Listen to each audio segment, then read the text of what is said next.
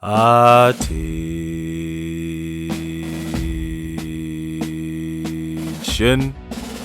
You are listening to the Pathfinder Guru podcast.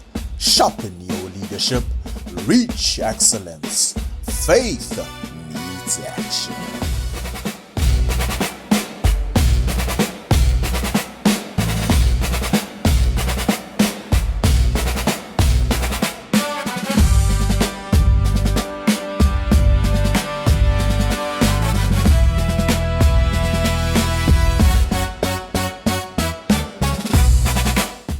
Welcome to the Pathfinder Guru podcast, and thank you very much for joining us. I hope that you are doing well. I hope that you are safe under the shadow of God's wonderful wings. You are doing your best to becoming the best leader for this ministry. I want you to picture something that we're going to talk about today. I'm just jumping in right into this wonderful episode titled Gifts, Goals, and Grateful Exits. You are sitting in a planning meeting, or maybe you are just on your phone, and you get that message. You get that phone call.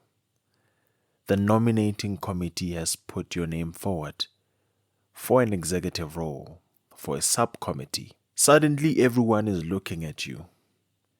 Suddenly the pressure is on you. What is your first reaction? Is it excitement and purpose? Or is it a heavy, sinking feeling of obligation? We have all been there. Trapped between to serve and feeling completely overwhelmed. We have been there. And I want us today to look back. We are going to talk about what you are able to do. What you must do before you take up on that role. Because sometimes we put ourselves in situations that may hurt us. And when I tell people that sometimes when you're called to be part of those committees, I'm going to start with a painful pill to swallow. Sometimes rejecting may be the best thing for you. But I'm not going to talk about that now, but I just wanted to give you that option because sometimes we hide it, and I was going to put it at the end or as I'm about to conclude, but I wanted to start with it just briefly before I move on in today's topic. Now, before you are elected into a committee, there is what I call the spiritual pre-check, your gifts, because you have to be equipped before you are called. And we need to remember that God is the one that gives the gift before the committee gives the title. Ask yourself, what are you naturally good at? Before you worry about the title that I am going to be such a person in this committee, ask yourself, are you equipped for this role? Look at it from a different point of view. The title versus the talent. Are you being nominated there because you are genuinely talented for this specific role? Or maybe, just maybe, you are just a familiar face. Those are the questions that we need to ask ourselves. Looking within. Am I really chosen for this role because I can deliver? Or I was chosen because I'm known? So ask yourself, before you take up this role, does this role actually align with the spiritual gifts I know I possess? And once you answer those things, you start to become honest with yourself. Then we're going to look at the reality. Interrogate the vision. Interrogate the purpose. Don't just join for the sake of joining. Before you accept, ask the nominating committee, the executive team, what their actual end goal is. Because you need to know the target before you start shooting. I always have this thing before I join any committee. I ask, what is expected of me and how can I add where I can add? And once I do that, it becomes easy for me to then come into that committee and lead and show them what they need to do. Because we are now working on what? On an understanding. We have found the common ground where we can meet. For example, when you are in the Adventist Youth Ministry and you are part of a committee, you can argue and debate about a lot of things. But the point of the matter is that we are here because of the children. And as a result, we find common ground in the children. We may be disagreeing against what color we want to put. We may be disagreeing about which venue that we are going to choose. But once a young person is there, that is our common ground. Because that's where we say we are here because of them. And once you are in that committee, that is the most important thing that you need to get. Understand that. Demand a job description. Because you should never accept, we will figure it out later. Because that is a place that will lead you into what we call a burnout, a volunteering burnout. Because there is no goal, there is no time frame, there is nothing that is stipulated to help this committee move forward. And we've known these committees whereby they are just people who are in those committees, but nothing is being done at the end of the day. You can be good at it, but if you are not there and you are not understanding the burnout that comes with it, what is your role? What are your terms of reference so that you can do what's right? Assess the true workload. Let me tell you something. A subcommittee may sound small, like I'm in a subcommittee, but often that thing carries a heaviest lifting, and knowing exactly what part you need to execute is the best, because you are going to come in and not understanding what is happening. You may be called a subcommittee of a certain thing, and something may happen and you are overloaded with work. But once you know the goals, the visions, the job description, what is expected of you, life becomes easy. I've tried this with myself. I was a person that joined a lot of committees, joined a lot of groups, tried to assist, tried to put myself out there because I loved the ministry.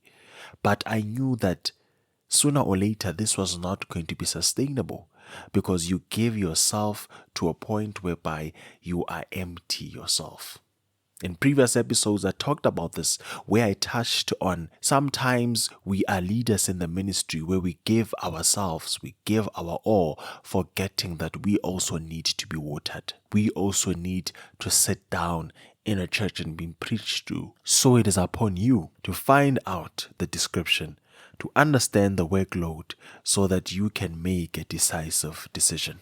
The third one is the boundary. Let me tell you something. And I'm going to slow down for this. No is a complete sentence. I will repeat it again. No is a complete sentence. Rejecting the role is not a sin, people of God. Your life is at a maximum capacity. Saying no protects both your mental health and the ministry.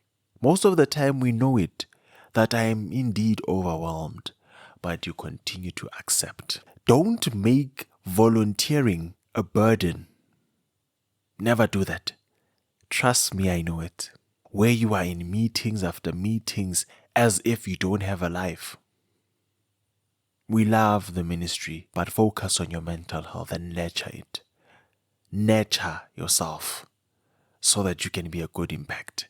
Not only to the church, not only to the young people, but to everything in between. You don't need to ask permission to resign. Acceptance is not a life sentence.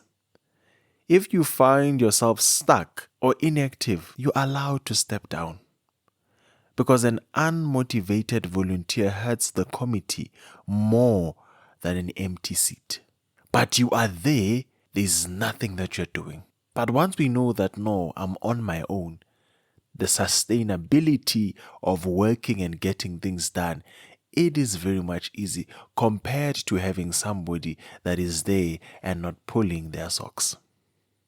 That's it. We need to be at peace. With grateful handover. If you must leave, do it right. Communicate clearly with the leaders.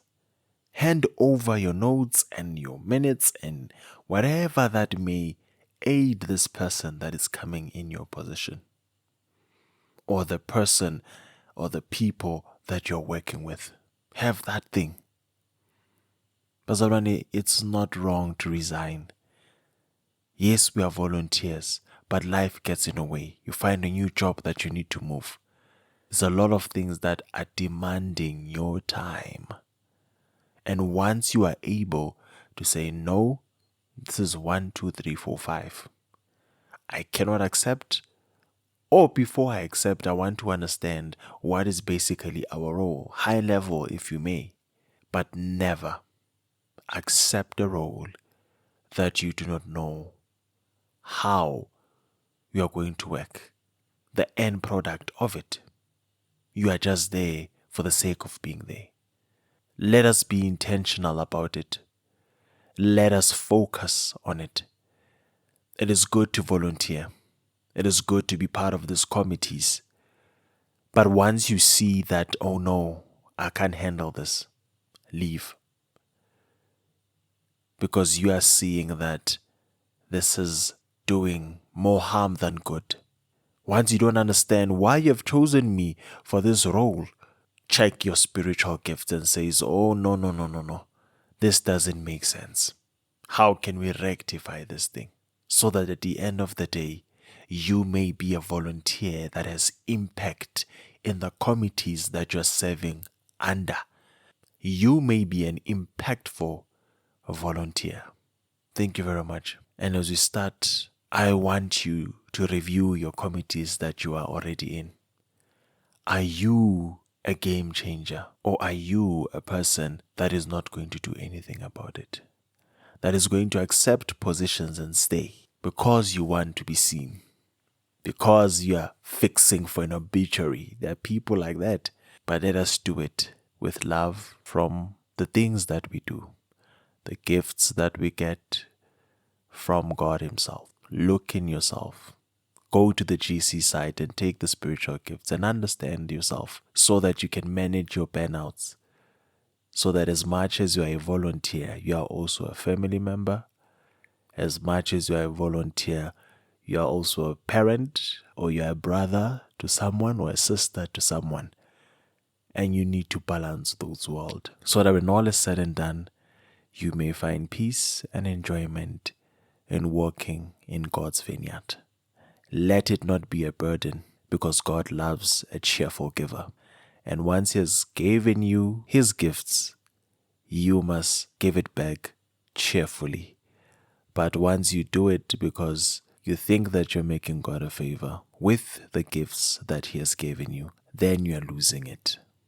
Thank you very much for joining us in today's episode. May the good Lord bless you so that you may utilize your gifts in a right way, in a way that will be impactful in the committees that you are in, the positions that you accept.